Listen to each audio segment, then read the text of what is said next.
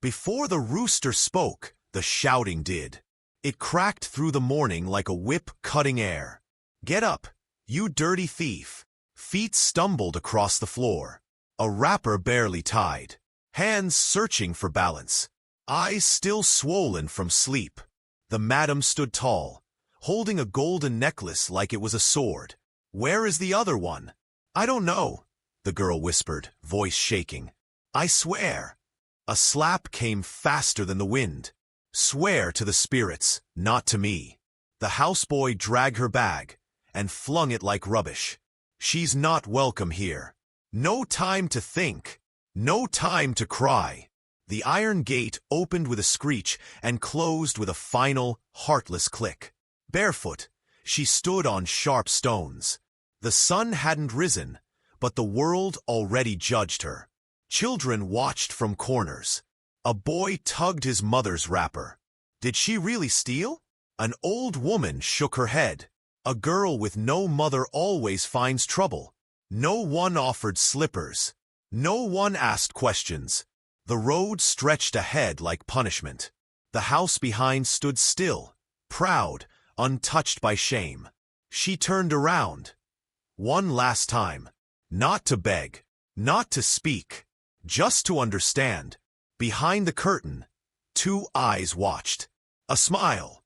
Slow, crooked, victorious. And then the curtain closed. Her feet bled, but she kept walking. Step by step. Silent, bruised. Not a single soul called her name. A woman by the stream scrubbed clothes and laughed loud. She must have stolen something big. A man under the mango tree leaned forward. Girls like her always end up worse. She passed a roasted yam stall. Her eyes begged. The seller turned her back. A child asked, "Mummy, why is that girl so dirty?" The mother pulled him close. "Don't ask about cursed people." She reached a compound and knocked gently. A guard shouted, "Go away. Don't bring flies to our gate." Another door creaked open. A woman looked, then slammed it shut with fear. An old yam seller, half asleep, muttered, "When a house rejects you, even the street spits on you." Her legs gave in near a neem tree. She dropped to the base and pulled her knees close. Her belly groaned louder than her voice ever had. Flies danced near her open wounds. She waved weakly. Even the flies weren't afraid of her anymore. She whispered to herself, "I didn't do anything. Why me?" A goat wandered past her, chewing without care. Even that had more peace than she did. Laughter rang from the market. She was thrown out with no wrapper. A girl mocked. The sun climbed higher. Her lips cracked like broken calabash. Still no water. Still no mercy. Then came a voice, dry like old cloth, quiet like a forgotten drum. "You're not invisible to me." She looked up. A bent woman stood before her, one hand on a stick, the other over her heart, and her eyes, old but burning, looked straight into hers. She blinked once, then again. Was the woman standing there real? "Why are you crying without a tear?" Her mouth opened, but the words refused to come. Her voice cracked like dry firewood. The beggar knelt and handed her a rusted tin cup. "Drink first." The water was warm, but it was clean. She drank it all. "You didn't steal," the beggar said, eyes calm. "But they saw what they wanted." "My hands are clean," the girl whispered. "I swear on my mother's name." The beggar looked down at her feet. "But your path is covered in mud." She frowned. "What does that mean?" The beggar's smile bent with age and knowing. "You will meet gold, but only if you don't look for it." The girl clutched her wrapper. "I don't understand." "Don't chase. Let the world chase you," the beggar replied. The air shifted. Dust began to dance like spirits called by drums. The girl blinked again just once, looked down to fix her wrapper. When she looked back up, the space was empty. No one stood there. No prints in the dust. No trace. Her breath caught. She touched her chest, then slowly reached into her wrapper. Her fingers brushed something cold, smooth, small. She pulled out a carved stone. A strange spiral marked its center. For a moment it glowed, just for a heartbeat. Then it went still, but her hands did not shake. She stepped into the market barefoot. Eyes clung to her like heat to sweat. Thieves come with innocent faces these days, a pepper seller spat. She reached for a roasted yam. The woman slapped her hand away. Hungry girls should work, not beg, a man barked. She tried again. Please, I will sweep. I will carry loads. Just something small. A man with shiny shoes and a wide smile placed his hand on her shoulder. Come with me. You can earn 5 times what you're worth. She hesitated. What work is it? He grinned. You'll find out soon enough. He led her behind the stalls, away from the crowd. A bead seller hissed. Don't go with that one. He sells girls. Her heart raced. Her legs moved before her thoughts did. Hey! The man shouted, chasing. She ran. Fruit baskets tumbled. Yams rolled like drums on the ground. She ducked into a banana cart. The driver jumped in right after. Her breath was loud in her chest. She curled under the sacks, praying with her eyes. Outside, voices passed. Check every path. She can't be far. The cart rolled. The wheels knocked like war drums. The smell of ripening fruit mixed with fear. Her fingers dug into the wood as the cart moved faster.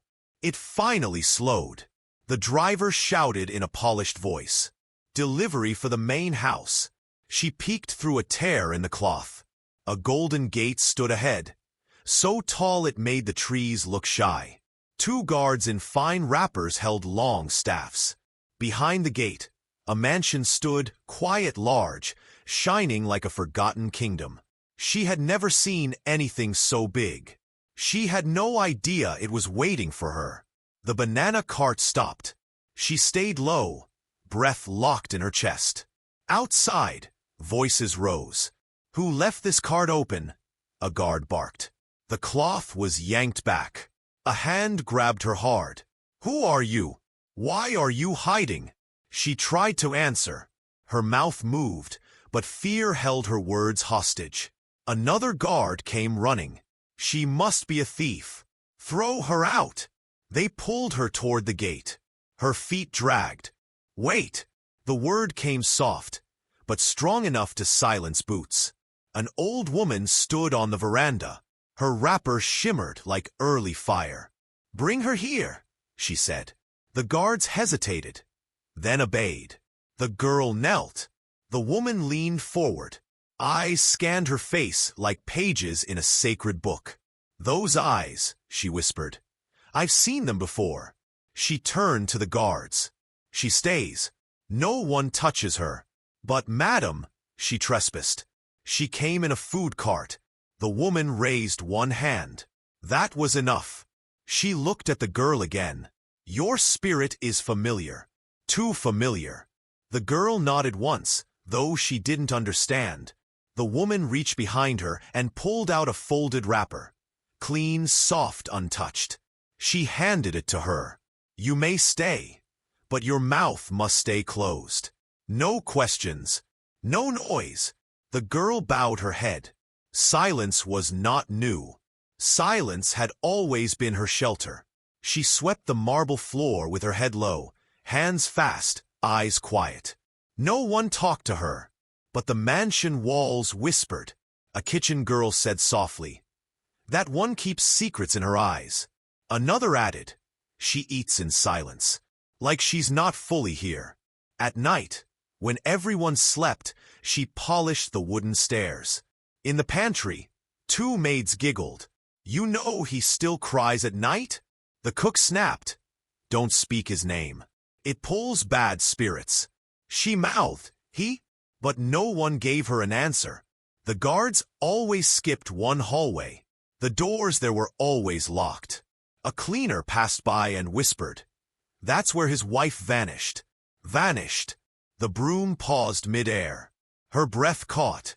The old woman had said nothing of a man. Only silence. She walked near that corridor once. Just once. The air was colder there. Her heart raced. A carved mask on the wall seemed to watch her. "Curse lives upstairs," someone warned behind her. "Ask too much, and it follows you." That night, she lay near the kitchen on a thin floor mat. The wind outside howled like spirits arguing. But something inside moved too. A creak. Then another. Floorboards sighed under weight. She sat up. The sounds grew louder. Footsteps. Slow. And steady. No one else was supposed to be there. No one. The footsteps stopped just outside the pantry. She held her breath. Her heart beat like village drums calling danger. The door creaked open, slow and careful, like it feared being heard. A tall man stood in the dark. His clothes hung like forgotten cloth. His beard looked tired, like it had seen too many seasons. His eyes were wild, not with rage, but with something broken. He stared at her. No movement, just silence. Then came the words. "Why did you come?" She didn't speak. Her throat locked. Was she even allowed to answer? He stepped forward. His feet made no sound. "Are you real?" he asked again, voice softer now. Her mouth opened, but nothing came out. His eyes dropped to her hands. "Those are not thief's hands." Then, without warning, he turned and walked away. She stood frozen. The air around her felt heavy. The door closed behind him. No footsteps, just quiet. That night, sleep ran from her. Even the floor felt colder. The rooster crowed late. The sun came, but the light felt distant. At dawn, the old woman called her to the veranda. She poured hot pap into a calabash, hands slow, face calm. "You saw something," the woman said, not asking knowing. The girl nodded once. The old woman looked at the rising sun. "You've met my son." She returned to the pantry. Something waited beside the broom. A small folded paper. She opened it. One word. "Thank you." She looked around. No one in sight. No footsteps. No breath. The next day, a note appeared near her mop. "I see you." She stared at it. Her heart didn't know whether to run or rest. Still, she stayed silent. But now, she checked every corner. The third note came with a clean white cloth. "Don't leave." Her hands trembled. Those words weighed more than a stone mill. She folded it, tucked it into her wrapper, and continued sweeping. One morning, a pen rested by the broom. No name, no noise, just choice. She took it, wrote just one word. "Okay." The next morning, a ripe mango sat on her mat. A smiley face scratched into its skin. She smiled, just slightly, left a pebble shaped like a heart by the pantry door. The notes kept coming. "You remind me of peace. Your silence speaks." Her replies stayed small, listening. Here, still. They never met, never spoke, but the space between them felt warm, like morning firewood crackling. One day, she wrote a question. "Why me?" She placed it where he always left his messages. The next day, nothing. No mango. No paper. No sign. She searched the hallway twice. 3 times. Nothing. Just silence. But this time, it was the wrong kind. She waited all day. No note. No mango. No message. Just silence with a sharp edge. That night, she walked the hallway no one used. She stopped at the door wrapped in webs. Her hand trembled as it touched the knob. It turned slowly. The door groaned open like it hadn't been touched in years. Dust danced in the moonlight, floating like slow spirits. Shelves lined the walls, books stacked sideways, papers curled with age. On one shelf, a wedding photo. Her breath caught. The woman in the dress. She looked like her. She picked it up. The man beside the bride wore wild, familiar eyes. Drawers hung half open, filled with dried flowers and soft, faded cloth. In the corner, a wooden box wrapped in palm leaves and tied with beads. She knelt and pulled it close. The lock broke with a soft snap. Inside sat a single letter. Neat, clean, untouched by dust. The front said, "To my real wife." She frowned, turned it over. Her fingers froze. Her name, her real name, written clear. No mistake. Her heart dropped like a stone in a dry well. She whispered, "What is this?" Behind her, a floorboard creaked. She spun around, but no one was there. Only the silence. She waited the whole day. No notes, no mango, no sign. The silence grew heavier than stone. That night, she tiptoed through the corridor no one dared walk. Her steps stopped before a door wrapped in webs. Her fingers shook as they touched the rusty knob. It creaked like a warning. She opened it slowly. Dust floated like tiny spirits, glowing in broken moonlight. Books lined the walls, stacked in strange angles. Paper yellowed with time. On a shelf stood a wedding photo. Her hands grabbed it without thinking. The woman in the picture looked like her. She turned it slowly. The man beside the bride had wild, haunted eyes. She knew those eyes. Drawers hung loose, stuffed with dried flowers and faded cloth. In the far corner sat a wooden box, wrapped in palm leaves and old beads. She knelt, pulled it close. The lock crumbled in her hand. Inside lay one folded letter. No dust touched it. It was too new. On the front, "To my real wife." She blinked, then turned it over, and froze.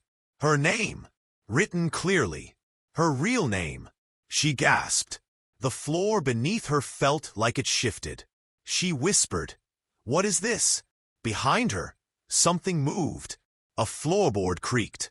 She spun around, but no one stood there. Only shadows, and the truth in her hand. She clutched the letter to her chest. Her name still echoed in her mind. At sunrise, the old woman called her. No smile, only knowing. They sat in the prayer room. Herbs hung from the ceiling. Fabrics lay folded like stories never told. "Do you know your mother's full story?" She shook her head. "She died when I was small." The woman nodded slowly. "She worked here, long before you were born. My son loved her deeply, but the elders chose another woman for him. Your mother left, disappeared, but she didn't go alone." The girl leaned in. "What did she take?" The woman placed a wrinkled hand on her chest. You are the reason he still breathes. You carry her strength, her silence, her fire." Her heart beat faster. The carved stone, the photo, the letters. It all made sense now. The old woman whispered, "He always knew, but he waited for you to speak through silence." The room stood still. Then came footsteps, slow, certain. The man appeared in the doorway. His eyes didn't shake this time. They burned steady. His voice came low, but clear. "I knew it. I felt it in your silence." The village buzzed like a broken hive. "The maid?" Again? A former housemaid raised her voice in the square. "She used charms. I saw it with my own eyes. She controls the madam's son with silence." Someone shouted from behind a stall. Women gathered at the mansion's gate, clapping sharp and loud. Truth must speak. The old priest was called. He stepped slowly, frowning. "If she is innocent, the spirits will show." Then came the van. Police. Doors slammed. Boots struck the ground like thunder. The girl was pulled into the courtyard. People backed away like she carried fire in her bones. A woman scooped sand and flung it near her feet. "Your evil must return to dust." The girl stood still, eyes open, mouth closed, hands at her sides. "Where is the boy?" someone asked. "Where is the cursed one?" Then he came, calm, unshaken. He walked straight to her. He took her hand. Gasps spread like wind through dry leaves. "She is not a maid," he said. His voice didn't shake. "She is my life's answer." The guards stepped back. The police paused. The priest lowered his staff and whispered, "Then let the ancestor speak." A shriek cracked the moment in half. All heads turned. The old madam stormed through the gate, her wrapper flapping like war flags. "She's a thief," she screamed. "She stole my house. She stole my son." The drum stopped. The birds flew. Even the wind held its breath. The courtyard of the mansion filled with wooden chairs and whispering mouths. Drums thumped slow and low, like hearts waiting for judgment. Elders arrived, robes white, staffs raised, eyes hard as stone. Women folded arms. Men whispered through clenched teeth. The girl stood alone, barefoot, still. The carved stone sat heavy in her palm. The chief elder raised his staff. "Let the voices speak." The former maid stepped forward. "She brought spirits into this house." Another shouted, "She uses silence to trick the master." The old madam shrieked, "She's a thief, a snake, a shadow hiding in light." The girl took one step forward. She raised the stone, her voice steady. "I didn't speak, because truth doesn't shout." Gasps rolled through the crowd. An elder leaned in. "That is not a stone. That is a mark." The chief asked, "Who gave you this?" A sudden wind swept the courtyard. Dust circled the girl's feet. From the crowd, the bent beggar appeared. But she no longer bent. Her spine stood tall, her eyes sharp like morning fire. People gasped. The old woman near the gate dropped to her knees. "It's her, the priestess." The beggar, now priestess, lifted her hand. "This girl walks with truth. I marked her with my own spirit." She poured libation on the ground. Flames rose, without match, without wood. The priestess dropped the stone into the fire. It glowed, bright red, alive. The madam screamed and turned to flee. But her legs betrayed her. She dropped, fainted before the people she once ruled. Silence fell. Even the wind stood still. But the fire kept burning. The elders rose. One tapped his staff 3 times. "Judgment has passed." The chief elder's voice cut the air like a drumbeat. "She is not a thief. She is truth in human form." Claps rose from the crowd. Some bowed their heads. Even those who once whispered stayed silent. The man stepped forward. His eyes held peace now. She saved more than a house. He held her hand in front of everyone. "This place is hers now. My mother agrees." The old woman nodded slowly. "She carries the spirit of her bloodline." The mansion gates opened wide. Petals fell like blessings. Children sang her name. She stood on the steps, unsure, her eyes wide with wonder. "I never asked for this," she whispered. He smiled. "But you earned it. With silence and strength." "Stay," he said. "Not as a maid, but as the one who healed my life." She looked at him, then down at her feet. A soft smile curved her lips. "One thing left. One place I must visit." The crowd stepped aside. No one spoke. She walked alone, barefoot, not from poverty this time, but from choice. The village was quiet. People peeked through doors, their eyes soft now. She reached the street where everything had started. The wind held its breath. The same rusted gate stood tall. The lock still clung to it like a wound never healed. The house stood proud, like it had never made a mistake. She faced it, and for a long moment she said nothing. Just like the day they threw her out. The compound looked smaller than before. The walls wore cracks like old scars. The madam, once sharp and feared, now swept dust in faded cloth. She didn't raise her head when the girl arrived, just kept sweeping. The girl stood still. The sun behind her cast a long shadow that reached across the yard. In her hand, a small wrapped cloth, nothing grand, just bread, soap, and an old iron key. She placed it gently by the steps. Not a single word left her mouth. The madam glanced up. Her eyes blinked fast. Her lips trembled. A neighbor peeked from behind the next gate. "You brought her something?" The girl nodded once. The woman frowned. After all she did, why be kind? She answered softly, "Because no one was kind to me." The wind caught her words and carried them through the compound like a proverb. She turned and walked away. Her wrapper swayed with every step. Behind her, the broom hit the ground. The madam's hands rose slowly and covered her face. She bent down and touched the cloth bundle. Her fingers trembled. The bread, the soap, and the key. The old iron key slid into her palm. She held it tight. Then came the sound. The gate creaked. That creak echoed not just in the yard, but through her bones. She dropped to the ground and wept, not from shame, but from memory. Back at the mansion, flowers were gathered. People whispered at the gate.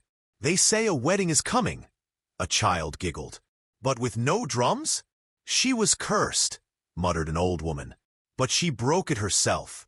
Inside, the man helped the girl into a new wrapper, deep red, the color of embers.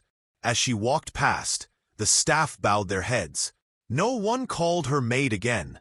The old woman lay on her mat, breath slow, but eyes bright like early morning. She took the girl's hand, whispered, "You gave him back his soul." Then she smiled, softly, just once, and closed her eyes forever. The bell rang 3 times. A spirit had taken flight. The village gathered again, not to gossip, but to honor what they had seen. The girl and the man stepped outside, hand in hand. They needed no words.